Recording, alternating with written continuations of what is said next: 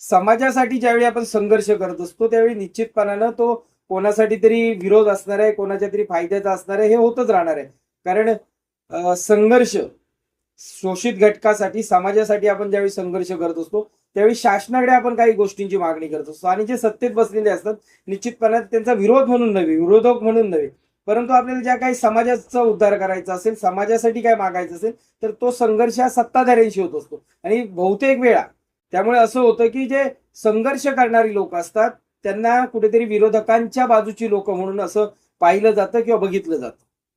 खरं तर प्रत्येक गोष्ट, कारण राजकारणापेक्षा समाजकारण मोठं आहे हे जोपर्यंत आपल्याला लक्षात येत नाही तोपर्यंत समाजातील काही लोकही निश्चितपणानं प्रत्येक गोष्टी त्यांना राजकीय चष्म्यातून पाहायची सवय झालेली असते. त्यामुळे तुमचा संबंध हा कुठेतरी राजकारणाशी जोडण्याचा प्रयत्न करतात.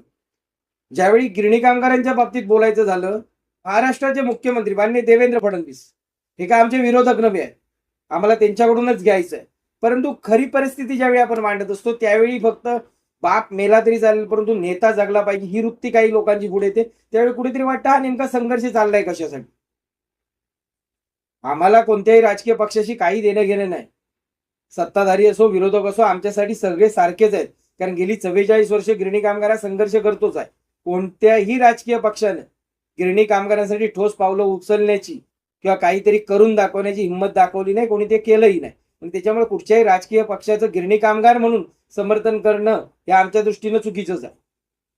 परंतु ज्यावेळी देवेंद्र फडणवीस यांच्यावर बोलत असतो त्यावेळी एक गोष्ट लक्षात घेण्यासारखी आहे की 2010 पर्यंत किंवा 2010-11 मध्ये गिरणी कामगारांचे अर्ज भरून घेण्यात आले. 2011 साली एक भव्य मोर्चा निघाला आणि खऱ्या अर्थानं 44 वर्षाचा संघर्ष आम्ही एकीकडे बोलत असताना 2012 साली गिरणी कामगारांसाठी घराचं वाटप सुरू झालं. 2012-2013 मध्ये काँग्रेसची सत्ता असताना बऱ्यापैकी गिरणी कामगारांना घरं देण्यात आली. हे मी एवढ्यासाठी सांगतोय की वारंवार काही गोष्टी बोललं जातं की पाठी काय केलं, मग यांनी काय केलं, त्या ठाकरेंनी काय केलं, काँग्रेसनी काय केलं, कोणी काय केलं हे सांगण्यापेक्षा तुम्ही आता जे सत्तेवर आहेत त्यांनी या प्रश्नांची उत्तरं दिली पाहिजे.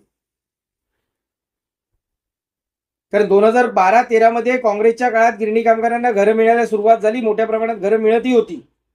खरं तर त्या 2 वर्षात जी काय घरं दिली गेली किंवा नियोजित करण्यात आली, प्रकल्प राबवण्यात आले त्याच गतीने जर आजपर्यंत 2026 उजाडतं तर निश्चितपणाने गिरणी कामगारांचा प्रश्न मिटलेला असता किंवा गिरणी कामगार आज आपल्या स्वतःच्या हक्काच्या घरात मुंबईतल्या घरात असतात.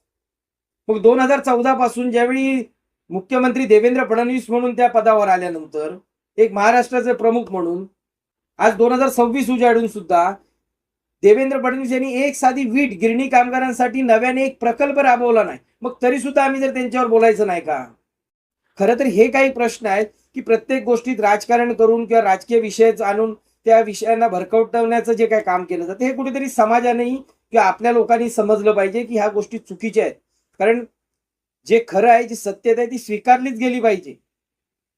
आजही आमचं खुलं आव्हान आहे ना, माननीय मुख्यमंत्री देवेंद्र फडणवीस यांनी एक गोष्ट अशी दाखवावी एक की मी गिरणी कामगारांसाठी ही गोष्ट केली, मी गिरणी कामगारांसाठी हा प्रकल्प राबवला, एका घराचा दाखवावा.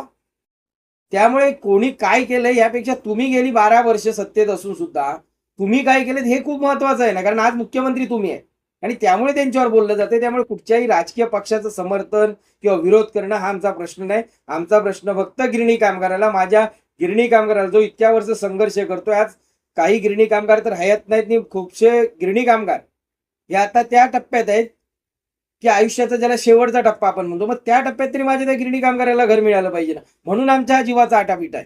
कोणावर टीका करणं हा आमचा विषय नाही.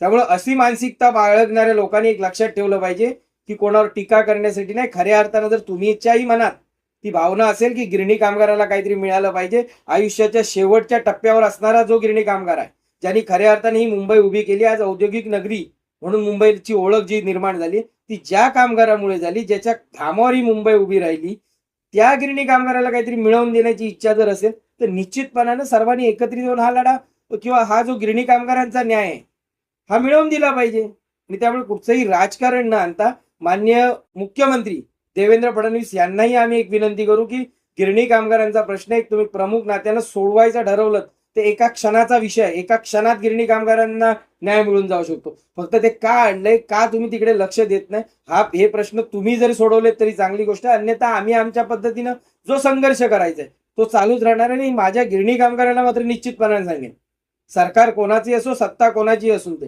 गिरणी कामगाराला घर मिळणार म्हणजे मिळणार, नाही तेही मुंबईतच. कोण किती काही करून दे, गिरणी कामगारांना घर मुंबईत हे मिळणारच आहे. त्यामुळे जे काही संघर्षाची आता दिशा ठरवली जाते, गेल्या 9 जुलैला आपण एक आंदोलन घेतलं. 17वं कलम ही जी अट होती गिरणी कामगारांसाठी लादलेली शेलू वांगणीसारख्या ठिकाणची, ती रद्द होणार नाही म्हणणाऱ्यांच्या नाकावर टिचून सरकारचा विरोध झुगारून जी काय बिल्डर लॉबी होती सरकारच्या माध्यमातून गिरणी कामगारांना फसू पाहत होती, त्या सर्वांचे हे विचार किंवा गिरणी कामगारांच्या विरोधातले विचार या मातीत गाडून आपण तो 17वा कलम रद्द करून घेतलं ना.